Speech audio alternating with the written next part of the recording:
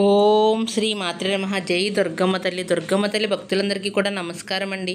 అందరూ కూడా సుఖంగా సంతోషంగా ఎప్పుడూ కూడా ఆనందంగా ఉండాలి అని చెప్పి ఆ దుర్గమ్మ తల్లి తరఫున నేను కూడా మనస్ఫూర్తిగా కోరుకుంటున్నాను. ఈరోజు దుర్గమ్మ తల్లి అందించే సందేశం ఏమిటి అంటే, కనుక బిడ్డ, ఈ శనివారం ఒక్కసారి నువ్వు తిరుపతి వెంకన్న స్వామిని తాకు. నీకొక నిజం తెలియాలి. సమయం లేదు బిడ్డ, ప్రమాదం అనేది పొంచి ఉంది బిడ్డ అని చెప్పి ఏదో తెలియని సందేశాన్ని ఈరోజు దుర్గమ్మ తల్లి మనకు అందించడానికి మన ముందుకు వచ్చింది. మరి దుర్గమ్మ తల్లి ఏ సందేశం అందించినా కూడా అది మన మంచి కోసమే అని చెప్పి మనందరికీ కూడా తెలిసిన విషయమే కదా. మరి ఎవరైతే దుర్గమ్మ తల్లి సందేశం వినాలి అని చెప్పి అనుకుంటున్నారో వారు పూర్తిగా వినండి. అప్పుడే దుర్గమ్మ తల్లి యొక్క సందేశంలో ఉన్న ఆంతర్యం ఏమిటో మీకు పూర్తిగా తెలుస్తుందన్నమాట. అప్పుడే దుర్గమ్మ తల్లి యొక్క వాస్తవం అంటే ఏం చెప్పాలి అనుకుంటుందో ఆ వాస్తవాన్ని మీరు గ్రహిస్తారు.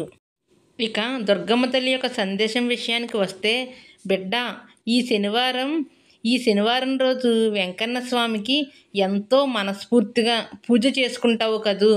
అయితే స్వామివారికి నువ్వు ఒక మాట చెప్పి ఆ మాటని మరిచిపోయావంట. కాబట్టే ఇప్పటికైనా అదేంటో నువ్వు తెలుసుకుని తీరాలంట. లేకపోతే సమయం అనేది లేకపోవడం వల్ల ప్రమాదం అనేది పొంచి ఉంది అని చెప్పి ఇప్పుడు దుర్గమ్మ తల్లి ముందుగానే నిన్ను హెచ్చరిస్తున్నారు. ఎందుకంటే ఏ ప్రమాదము కూడా నా బిడ్డకి జరగకూడదు. నా బిడ్డ సంతోషంగా ఉండాలి, నా బిడ్డ ఆనందంగా ఉండాలి, నా బిడ్డ ఆరోగ్యంగా ఉండాలి, నా బిడ్డకు ఎటువంటి కష్టాలు కానీ నష్టాలు కానీ దుఃఖాలు కానీ రాకూడదు అన్న ఉద్దేశంతో దుర్గమ్మ తల్లి మనకు ముందుగానే ఆ నిజం చెప్పడానికి వచ్చింది. బిడ్డ, ఒక్కసారి కళ్ళు మూసుకుని మనసులో ఆ తిరుమల వెంకన్న స్వామిని తలుచుకో. ఆ స్వామి యొక్క దివ్యమైన రూపాన్ని తలపై భాగం నుంచి కాలి వేళ్ల వరకు పూర్తిగా మనసులో తలుచుకో. ఈ విధంగా తలుచుకున్న తర్వాత స్వామివారి పాదాల మీద పడి నువ్వు బోరున నీ యొక్క కష్టాలను, బాధలను, సుఖాలు, సంతోషాలను ఏమి అనుభవిస్తున్నావు, ఏ నష్టాల వల్ల నీకు కష్టాలు వచ్చాయి అని చెప్పి వీటన్నింటినీ కూడా స్వామివారికి తెలియపరచు. ఈ విధంగా తెలియపరిచిన తర్వాత ఏ కష్టం నిన్ను వేధిస్తుంది, ఏ బాధ నిన్ను వెంటాడుతుంది, ఏది నీ నుంచి దూరమైపోవాలి, ఏది దూరమైతే నువ్వు సంతోషంగా బ్రతుకుతావు, ఆనందంగా జీవితంలో ముందడుగు వేస్తావు, ఇవన్నీ కూడా నువ్వు స్వామివారికి పూర్తిగా వివరించి చెప్పు బిడ్డ. ఈ కలియుగంలో ఆ శని భగవాన్ని, ఆ కలిని సైతం పూర్తిగా ఎదిరించగలిగే శక్తి ఒక్క ఏడుకొండల వెంకన్న స్వామికే ఉందమ్మా. కాబట్టి స్వామివారిని నమ్ముకున్నవారు ఎవ్వరూ కూడా ఇంతవరకు ఆ నమ్మకాన్ని పోగొట్టుకోలేదు. కాబట్టి నువ్వు ఒక్కసారి నేను చెప్పినట్లుగా చేసుకున్నావు అంటే ఆ వెంకన్న స్వామి నీకున్న కష్టాలు, నష్టాలు, దుఃఖాలు, బాధలు అన్నింటినీ కూడా తీర్చి నీ జీవితం అంతా కూడా ఆనందమయంగా ఉండేలా చూస్తారు. బిడ్డ, నువ్వు భర్త వల్ల బాధపడుతున్నా, బిడ్డల వల్ల బాధపడుతున్నా, అనారోగ్య సమస్యల వల్ల బాధపడుతున్నా, శత్రుల వల్ల బాధపడుతున్నా, అప్పులు తీరక చేతిలో డబ్బు లేక బాధపడుతున్నా, ఇలా నీ సమస్య ఏంటో అది పూర్తిగా వివరించి స్వామివారికి నువ్వు తెలియపరచు బిడ్డ. అడగందే అమ్మ కూడా అన్నం పెట్టదు. కాబట్టి నువ్వు అడగాలి.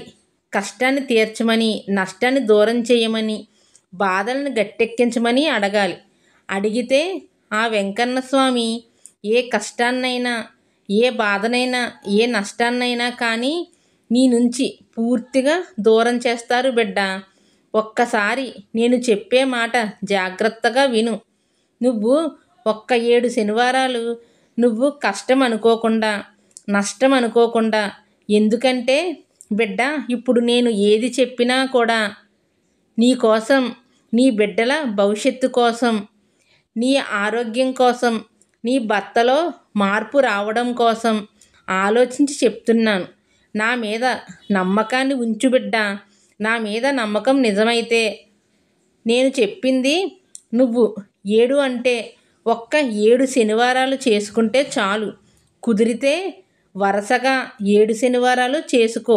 కుదరకపోతే నీకు మధ్యలో నువ్వు విరామం ఇచ్చినా కానీ తరువాత వారం నుంచి లెక్క పెట్టుకునైనా కానీ ఒక్క 7 శనివారాలు పూర్తి నమ్మకంతో, శ్రద్ధతో, భక్తితో నువ్వు నీ యొక్క కష్టం, నష్టం, దుఃఖం అన్నీ తీరిపోయి నీ కోరిక నెరవేరుతుంది అన్న ఆశతో చేసుకో బిడ్డ.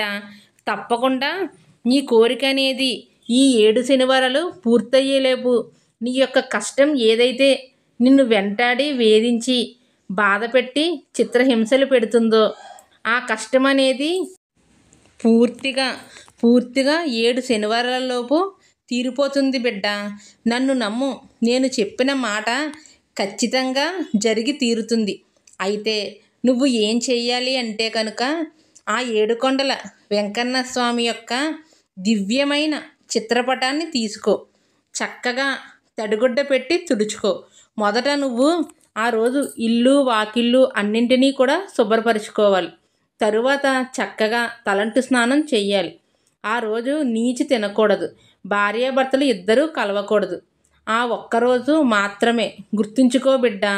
తర్వాత నువ్వు చక్కగా ఒక పీటని నీట్గా శుభ్రంగా కడిగి దాని మీద ఏదైనా కానీ ఒక క్లాత్ను వేసి ఆ క్లాత్ మీద కొన్ని అక్షంతలు వేసి స్వామివారి యొక్క చిత్రపటాన్ని చక్కగా గంధమ కుంకుమలతో అలంకరించుకుని నువ్వు బియ్యపిండితో కాసిన్ని ఆవు పాలు వేసి 7 ప్రమిదలను చెయ్యి.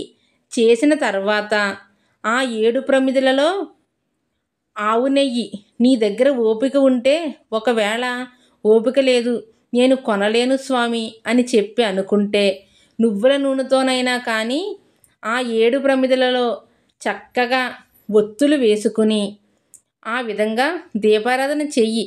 స్వామివారికి ఇక నైవేద్యం అన్న మాటకొస్తే నీకు ఇష్టమైన నైవేద్యం నీ శక్తి కొలది ఏదైనా కానీ చెయ్యొచ్చమ్మా.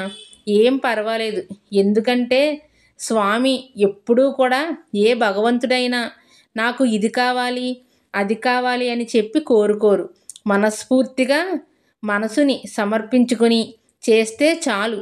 ఈ విధంగా 7 ప్రమిదలతోటి చేసుకున్న తర్వాత కుదిరితే మాత్రమే స్వామివారి యొక్క దేవాలయానికి వెళ్ళి స్వామివారిని చక్కగా దర్శించుకో.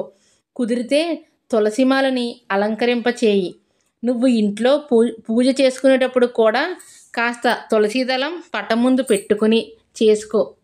ఈ విధంగా చేసుకుని ఆ ఒక్కరోజు కూడా అల్పాహారం తీసుకుంటూ పాలు పండ్లు తీసుకుంటూ ఒంటిపూట భోజనం చేసి సాయంత్రం కూడా అల్పాహారం కానీ పాలు పండ్లు కానీ తీసుకుని నేల మీద పడుకో. ఈ విధంగా నువ్వు 7 శనివారాలు చేసుకుంటే నువ్వు ఖచ్చితంగా నువ్వు పడుతున్న ఇబ్బంది నుంచి, కష్టం నుంచి, నష్టం నుంచి, దుఃఖాల నుంచి పూర్తిగా బయటపడి నీ జీవితం అంతా కూడా ఆనందమైపోతుంది బిడ్డ. ఇది వాస్తవం. నువ్వు ఏలినాటి శనితో బాధపడుతున్నా, గ్రహ కుజదోషాలతో బాధపడుతున్నా, జాతక వాస్తు దోషాలతో బాధపడుతున్నా, ఏ సమస్య నిన్ను పట్టి పీడిస్తున్నా ప్రతి ఒక్క సమస్యకు కూడా ఇదే పరిహార మార్గం. ఈ నిజమే నీకు తెలియాలి బిడ్డ. సమయం లేదు. ఇప్పటికే మనసంతా కూడా పూర్తిగా పాడు చేసుకున్నావు. మనసు ఏ పని మీద కూడా నీకు ఏకాగ్రతను చూపించడం లేదు. ఏ పని చేయాలి అనిపించడం లేదు. సోమరితనంగా ఆలోచించుకుంటూ ఏదో కోల్పోయినట్లుగా ఒంటరిగా అలాగే కూర్చుండిపోతున్నావు బిడ్డ. ఒక్క మాట నీకు చెప్పాలి. ఎందుకంటే ఈ ఒక్క నిజం నీకు ఇప్పుడు నేను చెప్పాను కదా. చక్కగా నువ్వు చేసుకొని 7 శనివారాల తర్వాత ఒక్కసారి నువ్వు నన్ను దర్శించుకొని దుర్గమ్మ తల్లి నువ్వు చెప్పినట్లుగానే చేశాను, నా కష్టం తీరిపోయింది దుర్గమ్మ తల్లి అని చెప్పి చెప్పే రోజు కోసం ఎదురు చూస్తూ ఉంటాను బిడ్డ. లేకపోతే ఇంకా ఎన్నో కష్టాలు, ఎన్నో బాధలు నిన్ను పట్టి పీడించే అవకాశం ఉంటుందమ్మా. కాబట్టి ఈ చిన్న పరిహారం చేసుకో. ఖర్చులేని పరిహారం, మనసంతా సంతోషాన్ని ఇచ్చే పరిహారం. అర్థమైంది కదూ అని చెప్పి ఈరోజు దుర్గమ్మ తల్లి మనకి చాలా చక్కటి సందేశాన్ని అందించింది. మరి ఈ సందేశంలో ఎంతో గొప్ప ఆంతర్యం ఉంది. అది మీ అందరికీ కూడా నచ్చింది, అర్థమైంది అని చెప్పి అనుకుంటున్నాను.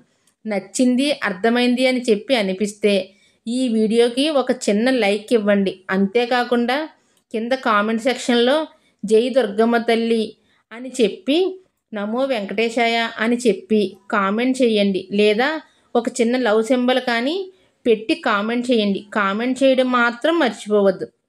అంతేకాకుండా దుర్గమ్మ తల్లి మీద గౌరవం, భక్తి ఉన్న వాళ్ళందరూ కూడా వీడియోకి లైక్ ఇవ్వడం కూడా మర్చిపోవద్దు. మరి రేపు మరొక మంచి వీడియోతో మళ్ళీ కలుసుకుందాం. అంతవరకు కూడా దుర్గమ్మ తల్లి యొక్క ఆశీస్సులు అనేవి మీ మీద, మీ కుటుంబం మీద ఎల్లవేళలా ఉండాలి అని చెప్పి మనస్ఫూర్తిగా కోరుకుంటూ సర్వేజన సుఖినో భవంతు. జై దుర్గమ్మ తల్లి.